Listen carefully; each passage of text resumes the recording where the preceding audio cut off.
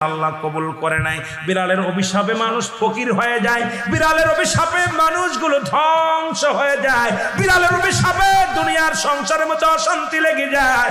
বিড়ালকে ভালোবাসলে ও মুসলমান শুনে নেও, এই বিলাইকে ভালোবাসলে বিলাই যদি দোয়া করে, বিলার দোয়ায় আল্লাহ দরবারে অনেক ফায়দা লুটতে পারবেন। জোরে জোরে চিল্লায় বলা যাবে না মারহাবা।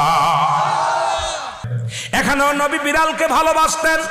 এখনো মক্কা মদিনা অসংখ্য বিড়াল আছে যারা মদিনায় গেছেন হজ করতে। আমাদের সভাপতি সাহেবও গেছে।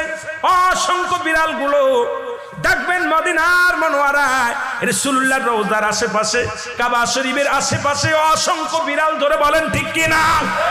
এত সুন্দর বিড়াল যারা মক্কা মদিনায় দেখে আসছেন তাদের কাছে জিগাইবেন বিড়াল আছে কি না আছে। এই বিলাইদেরকে ভালোবাসবেন, বিলাইকে অভিশাপ দিবেন না। একবার এক মহিলা অমুসলমান রাসূলুল্লাহর কদমের মধ্যে একজন বিড়ালকে বিষ পান